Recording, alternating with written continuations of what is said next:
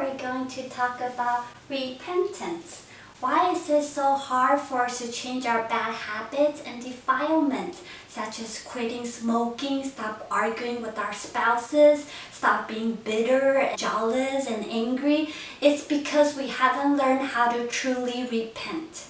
So today we're going to discuss how to repent and reform and effectively change our lives for the better. So there are two kinds of repentance. One is called formal repentance, and the second one is called formless repentance. Formal repentance of all bad karma which I have done based on beginningless greed, anger, and ignorance committed by body, speech, and mind, I now repent and reform. We need to admit that we have a lot of bad karma, which means we have a lot of bad causes, which will have negative retributions in the future. So recognize and admit we have a lot of mistakes. We have done a lot of bad things. The mistakes are based on beginningless greed, anger, and ignorance. They're all from our three poisons of the mind. It's beginningless because we have lifetime and lifetimes deeply ingrained poisons inside of us. We commit a lot of bad deeds from our body, speech, and mind. These are the three gateways of our actions. We have 10 unwholesome deeds. If we don't do these 10 things, then it's 10 wholesome deeds. That's how we judge good and evil. 3 are from the body, 4 are from our speech, and 3 are from our mind. First, we have killing, which means harming others' lives. And the second is stealing, taking other people's belonging when it doesn't belong to you. Third is sexual misconduct, adultery. Fourth is lying, deceiving others. So all the bad deeds are not benefiting others. The fifth is divisive speech, breaking up people's relationships by slandering another person. The sixth is harsh speech, which means all kinds of harsh language. Idle gossip is unwholesome jokes or have sexual connotation. And from our mind, there's greed, selfish. We only think about ourselves. Anger, ill feeling, animosity toward others. And we have ignorance, not understanding cause and effect. Don't understand karma. That's why we're worried, angry. We have a lot of anxiety and stress about life. That's all from our ignorance. That's why our bad karmas are committed by body, speech, and mind. I now repent and reform. From today on, I vow to repent, turn around completely, never do it again. So the key of repentance is never do the offenses again. Because we are human, we're not born a saint. We all make mistakes. We're not perfect. So a lot of times, a cultivator will repent, make the offenses, and then repent again and make the offenses. According to the Bodhisattva precept, as long as you keep trying, you have the heart of confession, but it's just that the offenses are just too deeply ingrained that you cannot change it right away. You don't break the precept. It actually has merit just for trying. So precepts are very, very sympathetic and very, very flexible. As long as we hold the precept and we remember to change and to confess, we are already on our way to Buddhahood. And we're accumulating infinite merit just by struggling to do good. The key is never give up. I might not be perfect right now, but I will keep trying every day until I have no more offenses. So that's the spirit of a bodhisattva. At Buddha's time, there was an Angulimala. He was the son of a Brahmin. He was sent to study with his teacher at a young age. Because he's very smart, he was the teacher's favorite student, and all the other students were jealous of him. So they told the teacher that Angulimala is having a relationship with the teacher's wife. The teacher was very upset and wanted to revenge. So he told Angulimala, you need to kill 1,000 people and give me their fingers as the payment for me teaching you. Angulimala was confused, but he started killing people all over the villages, and he put their fingers on a necklace and wrapped it around his neck. So by this time, he already had 999 fingers. He just needed one more. He said to himself, I'm gonna kill the first person that I see, and then I will be done. The first person that came was his mother, and he said, okay, I'm gonna kill my mother. To this other side, there was a monk who just Buddha, and he's like, okay, I will kill this monk. He started running toward the monk, trying to catch him, but no matter how hard he tried, he could not catch up to this monk who's walking very slowly. He was exhausted. He cried out, you stop now. Buddha turned back and said, I have stopped. It is you that have not stopped. Angulimala was confused. He's like, what do you mean, monk? I have stopped and you are still walking, but you said the opposite. Buddha said, I have stopped all my anger and violence long time ago, but you are still killing and hurting people. You need to stop now.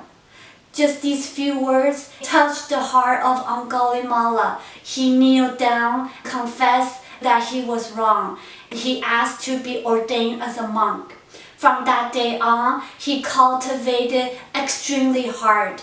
No matter how other people treated him, throwing rocks at him because he's a mass murderer, he had no ill feeling toward anyone anymore. His heart's always at peace and always cultivating.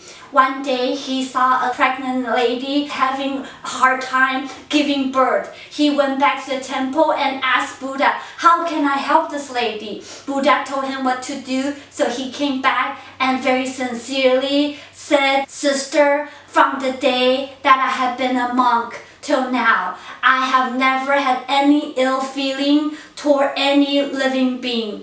By this truth, may you be well, may your unborn baby be well. Immediately, the mother gave birth, and both the mother and the child are safe and healthy.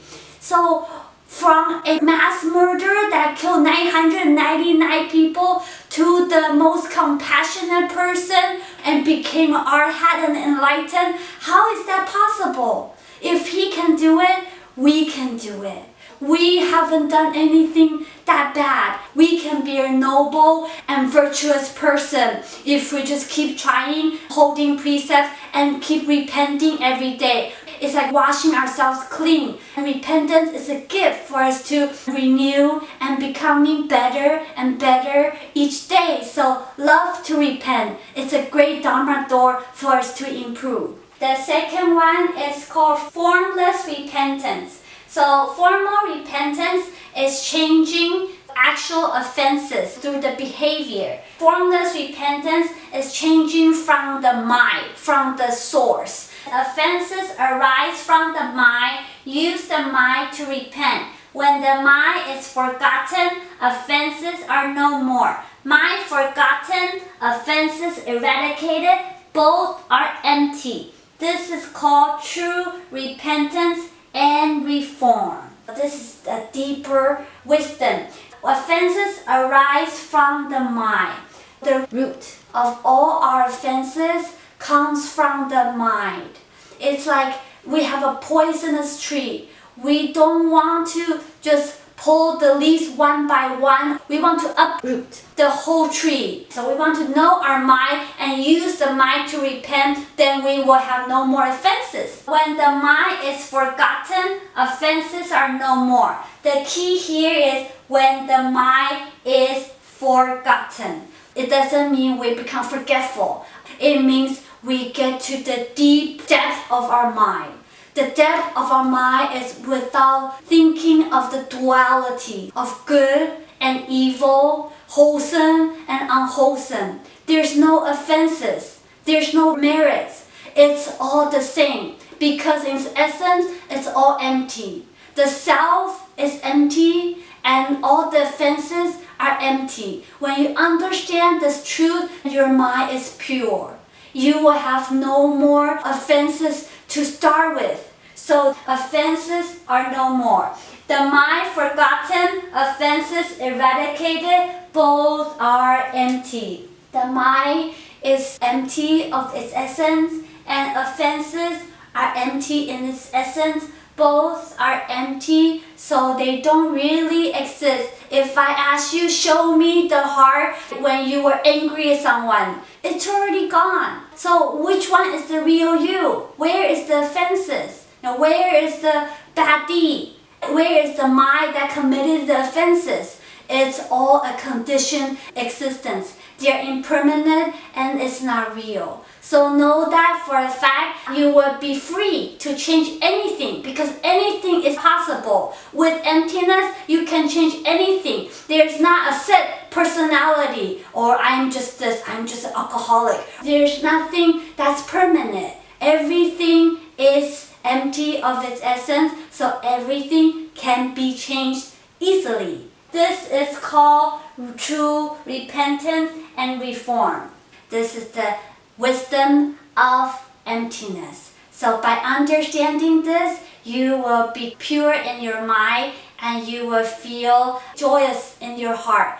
No more feeling ashamed or dwelling on your past mistake, the people that you have hurt, or whoever that had hurt you. Let go of all the trauma and all the things that happened to you because they are empty in its essence. That's why we meditate. When we meditate, we try to get to the root of the subconscious mind, completely overhaul and change your entire life. So we need to use both the formal and formless repentance together. Every day we want to repent because repenting means we're getting better. We're aware of our body, speech, and mind. So we need to do the formal repentance and try to change each offenses. Notice your speech, notice your action, notice your thoughts. Change them one by one. Do not give up. Know that just by trying, you're already earning incredible merits for yourself. You're on the way to Buddhahood.